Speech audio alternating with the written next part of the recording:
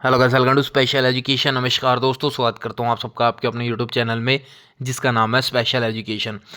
आप सभी कैंडिडेट को पता है कल 18 जनवरी 2026 का आपका एनआई ट्रिपल टीआर चंडीगढ़ का जूनियर सेक्रेटरीट असिस्टेंट का एग्ज़ाम हो गया था और इसका complete exam analysis exam review भी मैंने वीडियो अपलोड कर दी थी। तो जिन लोगों ने नहीं देखी वीडियो जाके आप लोग देख सकते हो। आप लोगों की कमेंट्स के अकॉर्डिंग, आप लोगों की रिक्वेस्ट के बेसिस पर आज हम लोग कंप्लीट जीएसए पेपर का सॉल्यूशन डिस्कस करेंगे, ठीक है। और आपको पता लग जाएगा एग्ज़ाम कैसा आ रहा है। तो जिनका भी एग्ज़ाम है एमटीएस या फिर एएसओ के पदों का, उन सभी कैंडिडेट्स को एक रेफरेंस मिल जाएगा किस लेवल का आप लोग का एग्जामिनेशन पूछा जा रहा है। तो वीडियो को एंड तक पूरा जरूर देखना। तो चलिए स्टार्ट कर लेते हैं। बट उससे पहले अगर आप लोग चैनल पर पहली बार विजिट कर रहे हो और अभी तक आपने चैनल को सब्सक्राइब नहीं किया तो फटाफट सब्सक्राइब करके बेल आइकन को प्रेस कर लो ताकि आने वाली सारी इंपॉर्टेंट और लेटेस्ट अपडेट्स आप लोगों को अपनी मोबाइल स्क्रीन पर मिलते रहे। तो चलिए दोस्तों, अब हम स्टार्ट करते हैं बिना कोई टाइम वेस्ट किए। ये जो क्वेश्चन पेपर मैं आप लोगों को स्क्रीन पर दिखा रहा हूँ, ये आपका जूनियर सेक्रेटरीट असिस्टेंट जीएसए का पेपर है और ये आप लोग का सेट नंबर डी है, ठीक है। सेट डी है, कंप्लीट है। और जितने भी कैंडिडेट्स का एग्ज़ाम है अब एमटीएस का और आप लोग का एएसओ के पदों पर, तो उन सबको रिकमेंड करूंगा जिन्होंने भी बुक डाउनलोड की थी। मैक्सिमम कैंडिडेट को हेल्प मिली है, मैक्सिमम कैंडिडेट्स को क्वेश्चंस उसी में से देखने को मिले। तो आपको डिस्क्रिप्शन बॉक्स में बुक का लिंक दिया हुआ है, जाके आप लोग डाउनलोड कर सकते हो और ईजिली आप लोग अपने एग्जाम में बहुत अच्छा स्कोर कर सकते हो। तो पहला क्वेश्चन आपके सामने, पहला क्वेश्चन ही आप लोग का कंप्यूटर से रिलेटेड है और मैंने आप लोग को बोला था कि फुल फॉर्म से रिलेटेड कंप्यूटर की एब्रीविएशन का एक क्वेश्चन 100% आएगा। मैंने वीडियो में भी बोला था और बुक में भी कंप्लीट एब्रीविएशंस करवा रखी है। तो पहला क्वेश्चन ही सैटरडे में आपका डीएनएस की फुल फॉर्म पूछी थी, जिसका मतलब होता है domain name system, option number c. अगला क्वेश्चन आपके सामने, the term firmware is best described as. तो फर्मवेयर जो टर्म है इसका क्या मतलब होता है, और मानो या ना मानो अपनी वीडियो में जो मैंने आपको 1100 क्वेश्चंस कवर करवाए थे उसमें भी मैंने आपको ये क्वेश्चन करवाया फर्मवेयर से रिगार्डिंग। तो वो 1100 क्वेश्चंस भी कर लेना, बुक में भी करवा रखे हैं और यही क्वेश्चंस है जो बार बार घूम फिर के आते हैं। तो अच्छे से कर लेना क्योंकि कैंडिडेट्स बहुत अच्छा स्कोर करके भी आए हैं। कुछ कैंडिडेट्स ऐसे हैं जिन्होंने बहुत अच्छा स्कोर किया। तो फर्मवेयर का मतलब होता है दोस्तों software permanently stored in the hardware providing low level control, option number b. अगला क्वेश्चन आपके सामने, when collaborating in real time on MS office document which feature is use to see edits by the multiple user simultaneously. तो ये feature होता है coauthoring, option number B is the right answer. What is the primary mechanism by which heat sinks operate. Heat sinks कौन से mechanism के according काम करता है। ऑप्शंस आपके सामने है और इसका राइट आंसर है conduction away from the heat source and convection to the surrounding air, option number A. ये question I think maximum candidates का गलत हुआ होगा या लोगों ने स्किप किया होगा। अगला है एमएस वर्ड में स्टाइल्स को प्राइमली किस लिए यूज़ किया जाता है। तो स्टाइल्स को दोस्तों यूज़ किया जाता है ताकि वो डिफाइन कर सके uniform formatting that can be applied consistently and updated central across a document, option number A is your right answer। अगला क्वेश्चन है the best method to create a professional table of contents that updates automatically is to. तो उस best method का नाम बताना है जो professional table of contents को ऑटोमेटिकली अपडेट करता है। तो उस मेथड का नाम है option number B word word का built in TOC table of content feature which relies on the heading style and applied in the documents using cross reference in MS Word help you। MS Word में जब हम लोग cross reference का use करते हैं तो वो किस में हेल्प करता है, मतलब क्रॉस रेफरेंस किस लिए होता है। ये होता है आपको to track and auto update references to headings feature tables and number item across the document, option number A is the right answer. MS excel में जो एक्स लुकअप होता है provides improvement over v lookup by, कैसे x lookup v lookup पर improvement provide करता है। इसका जो राइट आंसर है वो है option number b allowing lookup in any direction, allow lookup in any direction exact match by default and returning value from any column without index numbers. अगला which attack use specially crafted input to manipulate a database query. तो ये question इसने गलत किया हुआ है, इसका right answer रहेगा एसक्यूएल इंजेक्शन। यहाँ पे बात हो रही है डेटाबेस क्वेरी की, तो राइट आंसर है एसक्यूएल इंजेक्शन। अगला है best practice for accessing presentations include. Presentation को एक्सेस करने के लिए क्या बेस्ट मेथड है या क्या बेस्ट प्रैक्टिस है, तो वो इसका राइट आंसर है option number b, providing meaningful alt text for images using high contrast text and avoiding color only cues। अगला है a query in M S Access can be use. M S Access में जो क्वारी होती है कैसे use की जाती है, मतलब उसको क्यों यूज़ किया जाता है, तो क्वारी को यूज़ किया जाता है ताकि हम लोग रिट्रीव कर सके, फिल्टर कर सके, एग्रीगेट करने के लिए, और समटाइम डेटा को मॉडिफाई करने के लिए भी यूज़ होता है। मॉडिफाई का मतलब डेटा को सिलेक्ट, अपडेट, डिलीट या अपेंड करने के लिए यूज़ करते हैं क्वारी का।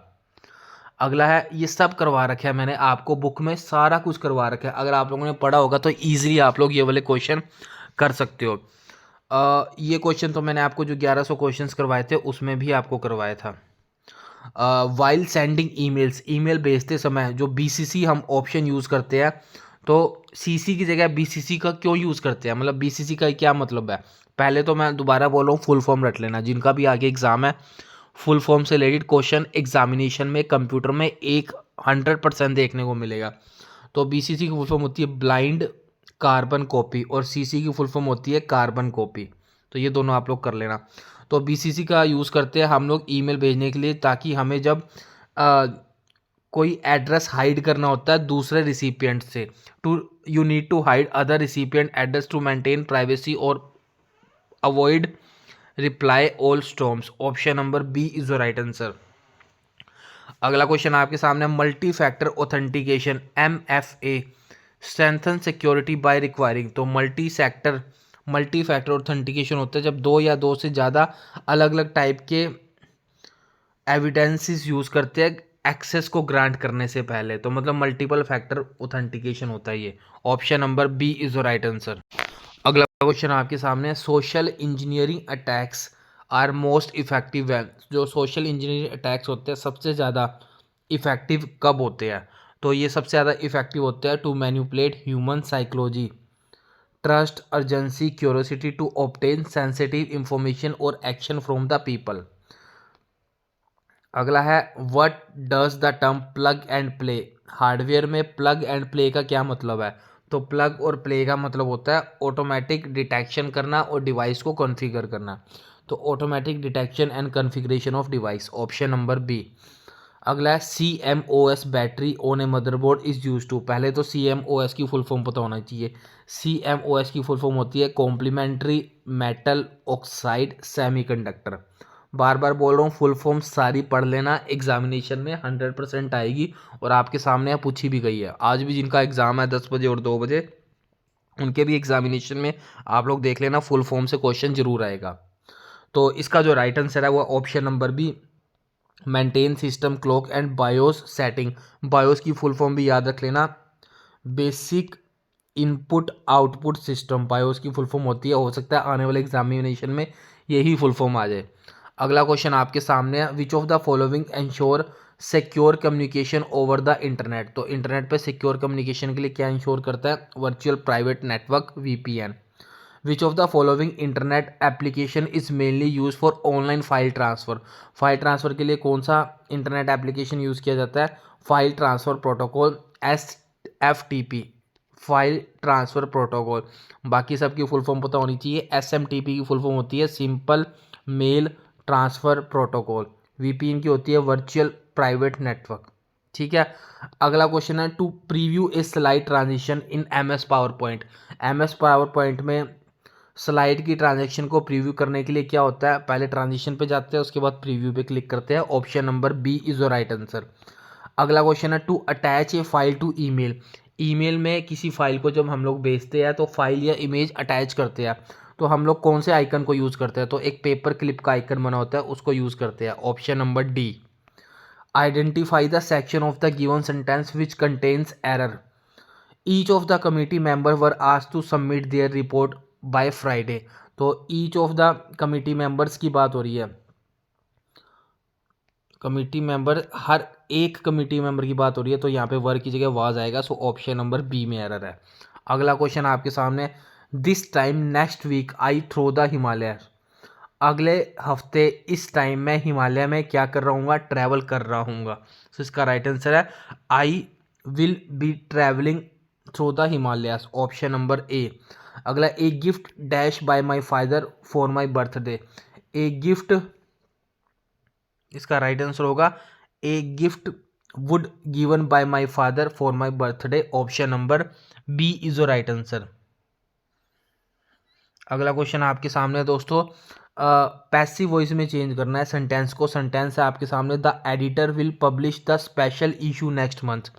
सो इसका पैसिव वॉइस होएगा the special issue will be published by the editor next month, option number C is the right answer इसमें होगा। अगला क्वेश्चन आपके सामने है, इनडायरेक्ट और डायरेक्ट स्पीच से रिलेटेड है। इंग्लिश में मैंने आपको बोला भी था, passive voice, direct speech, indirect speech, इनसे एक एक क्वेश्चन 100% एग्जामिनेशन में देखने को मिलेगा और वही चीज़ें है। तो दोस्तों यही कुछ लिमिटेड टॉपिक्स आप कह सकते हो जिससे एग्जामिनेशन में क्वेश्चन आते हैं और आपको भी आपके एग्जामिनेशन में इसी टाइप के क्वेश्चन देखने को मिलेंगे। तो कंप्लीट मैंने प्रोवाइड करवा रखा है पैसिव वॉइस, सारे रूल्स, इनडायरेक्ट स्पीचेस, और जो 1100 क्वेश्चंस मैंने आपको प्रोवाइड करवाए थे उसमें भी मैंने आपको ये क्वेश्चंस प्रैक्टिस करवाया। तो आप लोग जाके डाउनलोड कर लेना, बुक तो 100% डाउनलोड कर लो और उसके बाद ये 1100 क्वेश्चन करके जरूर जाना। एग्जामिनेशन में बहुत लोगों को हेल्प मिली है, आपको भी हेल्प मिलेगी। तो अगला है, he said I can not attend the meeting today. इसको इनडायरेक्ट स्पीच में चेंज करना है। तो टूडे की जगह आएगा डैट डे। तो यहाँ पे डैट डे नहीं लगा हुआ तो ये गलत हो गया, यहाँ पे डैट डे नहीं लगा हुआ ये गलत हो गया। तो या तो ऑप्शन ए सही है या ऑप्शन डी सही है। अब पढ़ लेते हैं। So he said that he could not attend the meeting that day, option number A सही है, option number A is the right answer. अगला क्वेश्चन आपके सामने है, the suspect stated that, suspect ने बोला he had not committed the crime, उसने crime नहीं किया।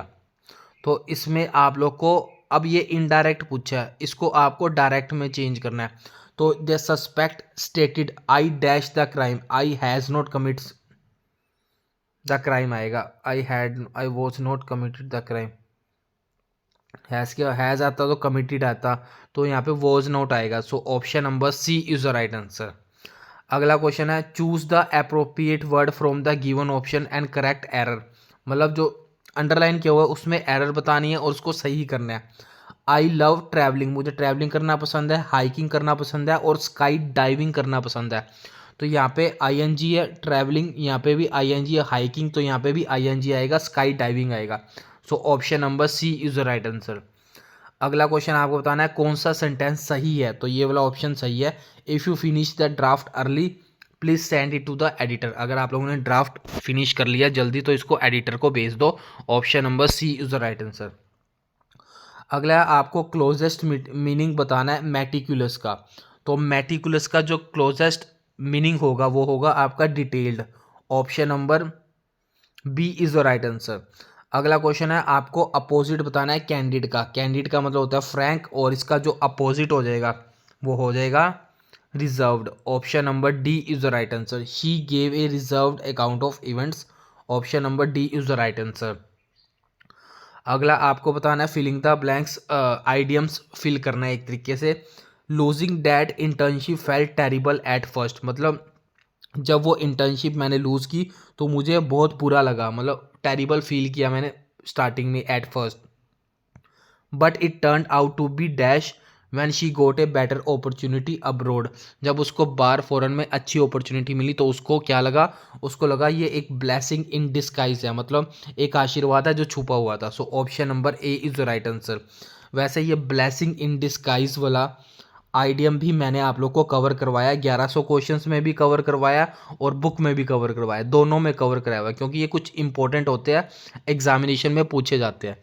तो आई होप आप लोग को ईजी लगा होगा एग्जामिनेशन, जिन लोगों ने अच्छे से तैयारी करी है और जिन लोगों ने 1100 क्वेश्चन किए और बुक से पढ़ के गए हैं। तो आप लोगों ने नहीं किए तो जाके डाउनलोड कर लेना, डिस्क्रिप्शन बॉक्स में लिंक दिया हुआ है। जिनका भी MTS और ASO का एग्ज़ाम है डेफिनेटली ज़रूर से ज़रूर करके जाना, बुक डाउनलोड करके और पढ़ के, और अभी आपके पास इनफ टाइम है, आप लोग ईजिली प्रिपेयर कर सकते हो। अगला क्वेश्चन आपके सामने, ये पूरा एक पैराग्राफ दिया हुआ है, इस पूरे पैराग्राफ को आप लोग को पढ़ के बताना है कि इस रेजिडेंट ऑफ टाउन्स के बारे में क्या बोला गया है? तो इसके बारे में बोला हुआ वो एक्टिवली उन्होंने ट्राई किया टाउन को रिवाइव करने का। मैंने पढ़ा हुआ, आप लोग पढ़ लेना। इसका राइट आंसर आएगा ऑप्शन नंबर बी, क्योंकि ज़्यादा टाइम नहीं है, टाइम कम है और आज के इस पेपर में मैं आपको सिर्फ 50 क्वेश्चन कवर करवाऊंगा। टोटल 100 क्वेश्चन है। तो इसकी अगर पीडीएफ चाहिए, मतलब ये क्वेश्चन पेपर अगर आप लोग डाउनलोड करना चाहते हो तो टेलीग्राम चैनल में मैंने डाल दिया, जाके आप लोग वहाँ से डाउनलोड कर सकते हो। अगला आता है हमारा हिंदी का सेक्शन। हिंदी का सेक्शन कुछ लोगों को टफ लगा है, बाकी देख लेना।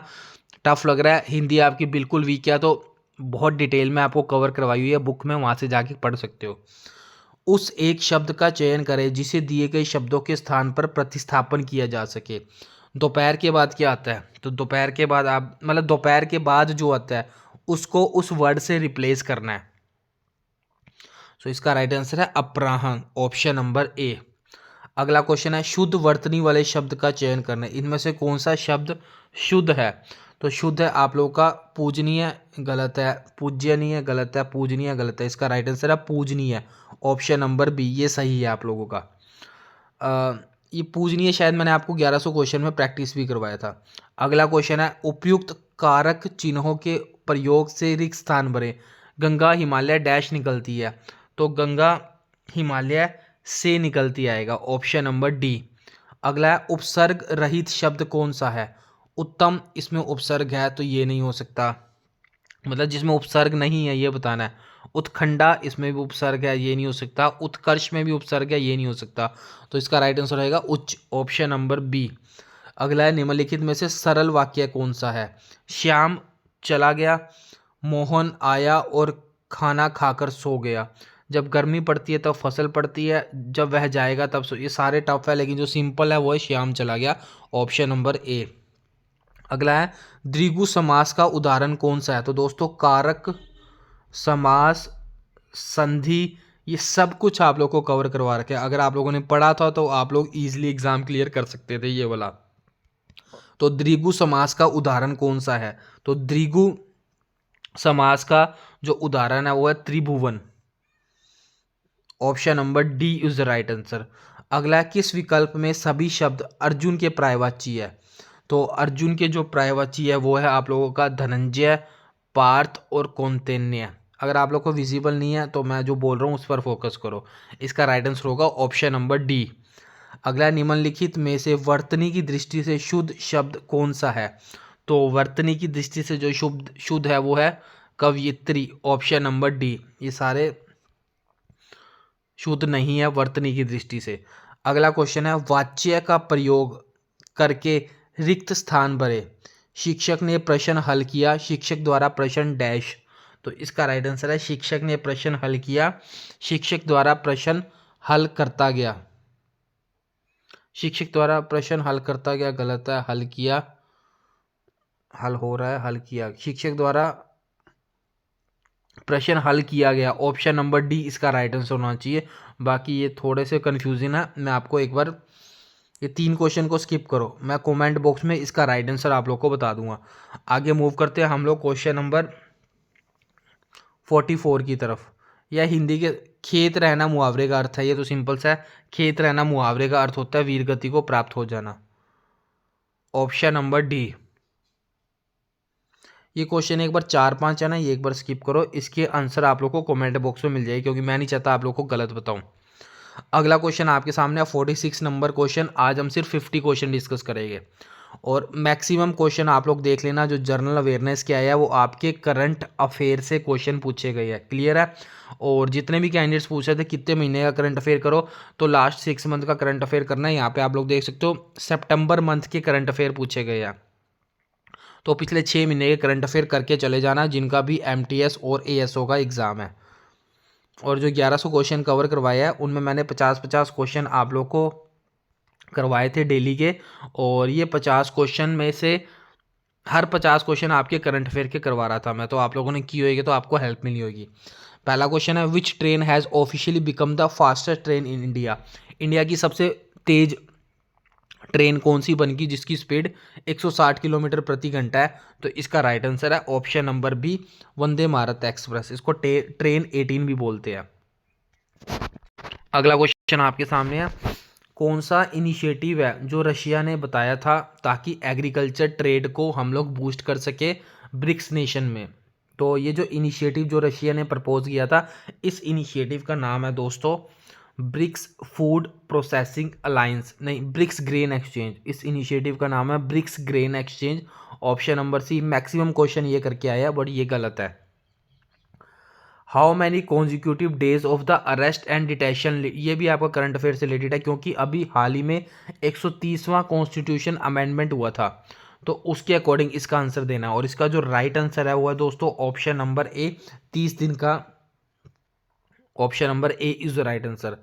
अभी जो राजस्थान में हो रहे थे स्पेशल इंटेंसिव रिवीजन, एक्चुअली पूरे इंडिया में हो रहे हैं, हर स्टेट में हो रहे हैं SIR, जो कि election commission of India conduct करवा रहा है। तो आपको बताना है इस SIR का क्या मतलब होता है। तो इस SIR मतलब ये जो SIR करवा रहे हैं, क्यों करवा रहे हैं?